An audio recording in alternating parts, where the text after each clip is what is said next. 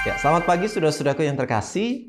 Bagian Alkitab yang kita akan belajar saat ini, kita diingatkan untuk bagaimana kita hadir di tengah pergaulan kita. Bagaimana cara kita? Kita akan memahaminya pagi hari ini. Tapi sebelumnya, mari kita berdoa. Bapa yang di surga, kami berterima kasih untuk hari ini. Kalau kami diberi kesempatan untuk kemudian bisa menikmati hari baru, mengawalinya bersama dengan Tuhan melalui membaca dan merenungkan firman Tuhan. Tolonglah kami Tuhan untuk bisa mengerti apa maksud-Mu. Dalam nama Yesus Kristus kami berdoa. Amin. Ya, saudaraku yang terkasih, mari kita perhatikan firman Tuhan dalam Yosua pasal 23 ayat 6 dan 7. Hendaklah kamu sungguh-sungguh berseteguh, memelihara dan melakukan semua yang tertulis dalam kitab Taurat Musa. Jangan menyimpang ke kanan atau ke kiri. Jangan menyatu dengan bangsa-bangsa yang masih tinggal di antaramu itu. Jangan mengakui nama ilah mereka atau bersumpah demi nama itu. Jangan beribadah kepada ilah-ilah itu atau sujud menyembahnya.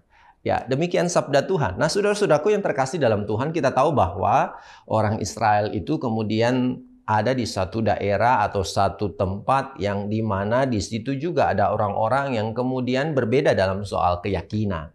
Nah, dari bagian Alkitab ini saudara-saudaraku kita melihat bagaimana Allah ingin umat Tuhan yang kudus itu hidup di dalam kekudusan.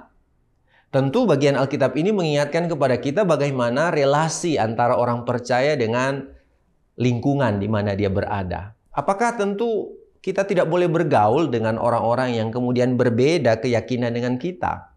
Kalau kita memperhatikan Bapak Ibu Saudara-saudaraku, terjemahan edisi yang pertama, di situ dikatakan jangan bergaul. Ya. Kalau di sini bagian yang kita baca dalam edisi yang kedua, di situ disebut jangan menyatu dengan mereka. Nah, apakah ini bagian Alkitab yang mau mengingatkan kepada kita untuk membatasi diri agar kita tidak kemudian bergaul dengan orang-orang yang berbeda dengan kita? Memang itu persoalan yang kemudian kita hadapi saat ini. Bahwa di dalam pergaulan, apakah kita boleh bergaul dengan orang-orang yang kemudian tidak mengenal Tuhan yang kita sembah? Bagaimana kita menempatkan diri di tengah lingkungan yang kemudian kita berbeda keyakinan satu dengan yang lain?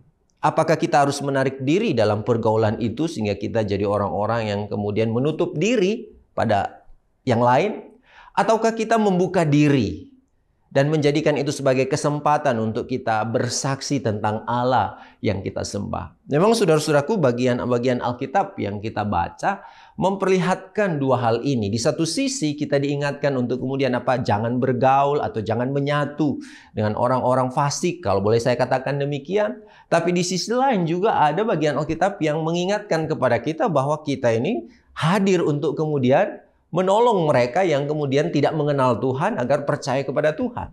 Lalu di mana posisi kita, saudara-saudaraku?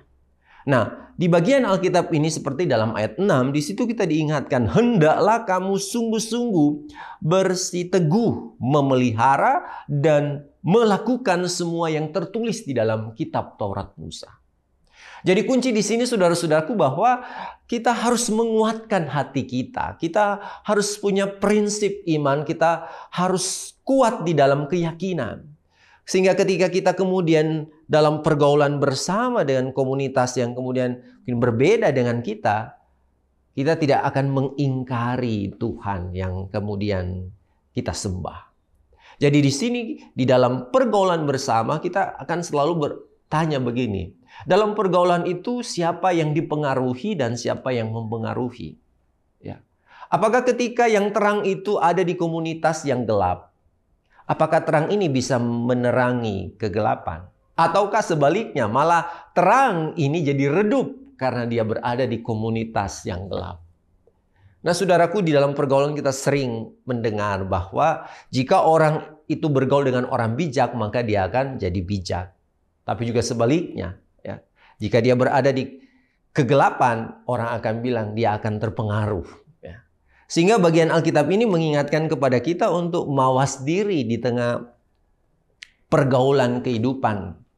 Agar supaya kita kemudian tidak larut dalam persoalan-persoalan dunia. Tapi sebaliknya kita dipanggil untuk kemudian menerangi dunia ini.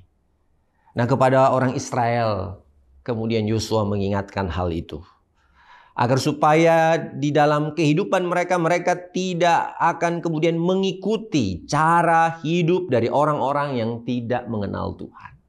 Sebaliknya, bahwa dari kehidupan kita yang mengenal Tuhan, biar terang Tuhan itu menyinari kegelapan. Nah, sudah siapkah kita untuk kemudian jadi alat di tangan Tuhan? Jangan mudah kita diperdaya ataupun larut di dalam pergaulan yang pada akhirnya menyesatkan. Tentu ini menjadi sebuah pertanyaan. Mampukah kita menerangi kegelapan? Ataukah sebaliknya, kita yang sudah diterangi malah dikuasai kegelapan karena kita tidak memiliki kekuatan iman untuk bisa bertahan. Tuhan menolong kita menjadi pengikutnya yang setia. Amin. Mari kita berdoa. Terima kasih Tuhan. Biarlah ketika kami boleh mengenal Tuhan, terang Kristus itu tetap bersinar dalam kehidupan kami. Sehingga terang itu yang akan menerangi kegelapan dunia.